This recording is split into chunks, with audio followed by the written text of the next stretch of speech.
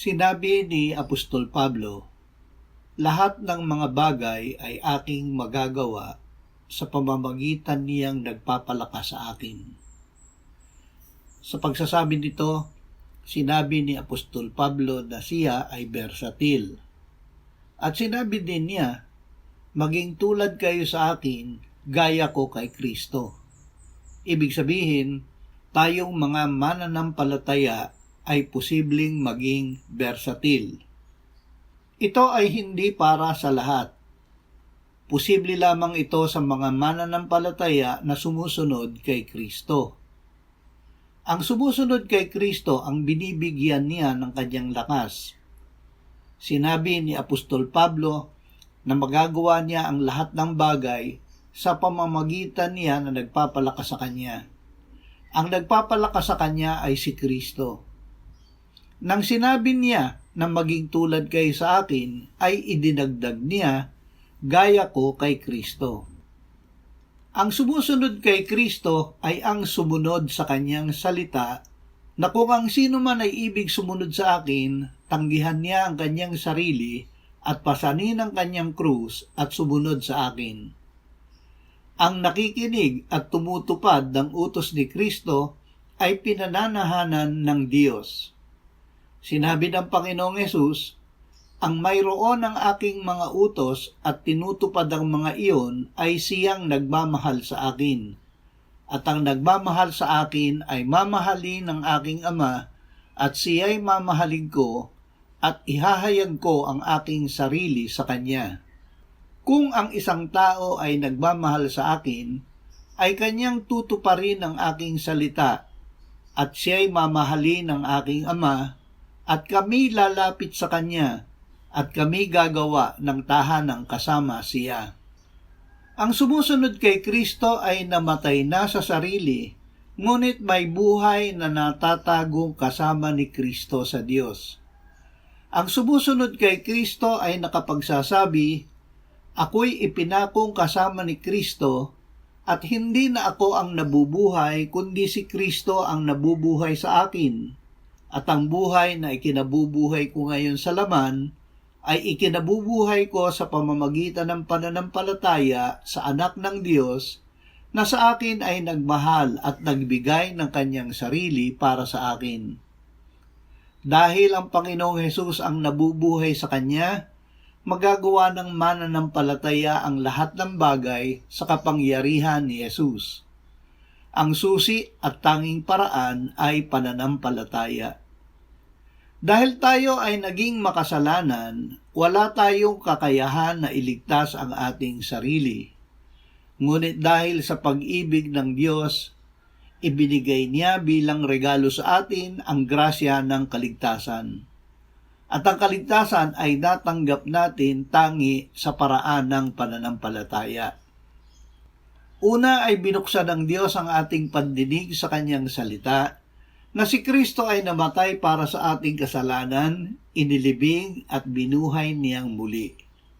Ikalawa ay binuksan ng Espiritu Santo ang ating puso at inilagak niya ang salita ng pananampalataya sa ating puso. Ang salita na ating narinig ay lumikha ng pananampalataya sa ating puso at ipinahayag ng ating bibig. Kaya't nangyari ang sinabi ni Apostol Pablo, ang salita ay malapit sa iyo, nasa iyong bibig at sa iyong puso. Ito ay ang salita ng pananampalataya na aming ipinangangaral. Sapagkat kung ipahahayag mo sa pamamagitan ng iyong bibig si Jesus na Panginoon at sasampalataya ka sa iyong puso na binuhay siyang muli ng Diyos mula sa mga patay, ay maliligtas ka. Sapagkat sa puso ang tao'y nananampalataya, kaya't itinuturing na ganap, at sa pamamagitan ng bibig ay nagpapahayag, kaya't naliligtas. Sapagkat sinasabi ng kasulatan, ang bawat sumasampalataya sa Kanya ay hindi malalagay sa kahihiyan. Kaya't sa biyaya tayo'y naligtas sa pamamagitan ng pananampalataya, at ito'y hindi sa pamamagitan ng ating sarili, ito'y kaloob ng Diyos, hindi sa pamamagitan ng mga gawa upang ang sinuman ay huwag magmalaki.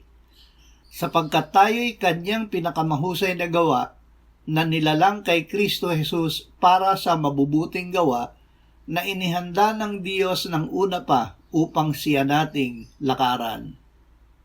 Tayo ay nilalang na muli ng Diyos kay Kristo Jesus para sa mabubuting gawa.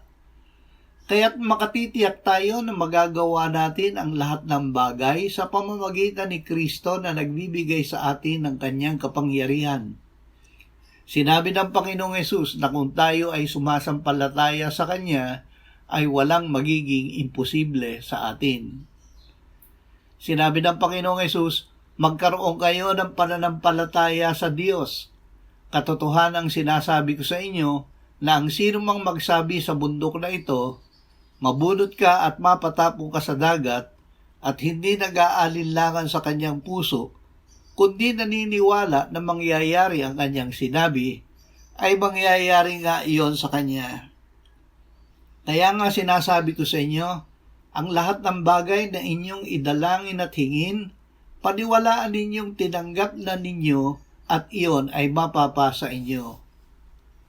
Magagawa ng mananampalataya ang lahat ng bagay, ngunit hindi natin dapat gawin ang lahat ng bagay.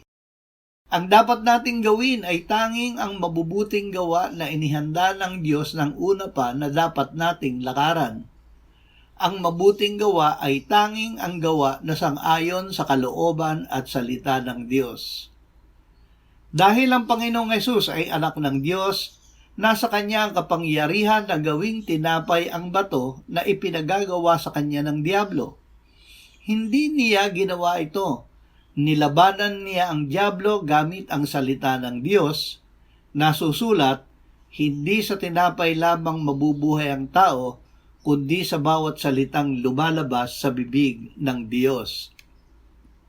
Ang aral na magagawa natin ang lahat ng bagay sa pamamagitan ni Kristo na nagbibigay sa atin ng kanyang lakas, ay sinabi ni Apostol Pablo kaugnay ng kanyang pangangaral ng mabuting balita. Sa pagpapahayag ng Ebanghelyo sa maraming lugar, nakaranas siya ng kakapusan, pagod at gutom. Ngunit sa bawat pagkakataon ay tinugon ng Diyos ang kanyang mga pangangailangan.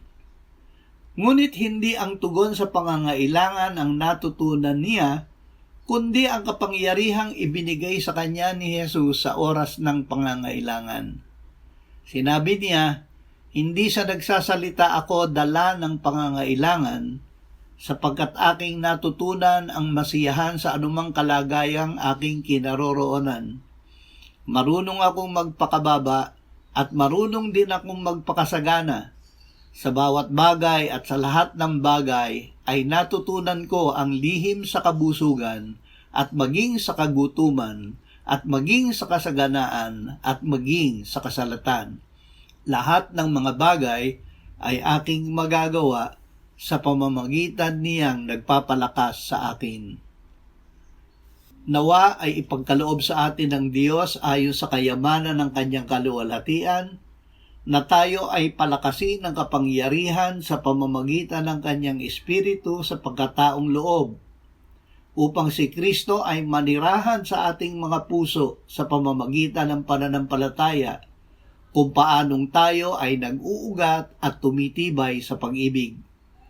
Ating idalangin na magkaroon tayo ng kapangyarihang matarok kasama ng lahat ng mga banal, ang luwang, haba, taas at lalim, at makilala ang pag-ibig ni Kristo na higit sa kaalaman upang tayo ay mapuno ng lahat ng kapuspusan ng Diyos. Ngayon sa Kanya na makakagawa ng higit na sagana kaysa lahat ng ating hinihingi o iniisip, ayon sa kapangyarihang gumagawa sa atin, sumakanya nawa ang kaluwalhatian sa Iglesia at kay Kristo Jesus sa lahat ng mga salinlahi, magpakailan pa man. Amen.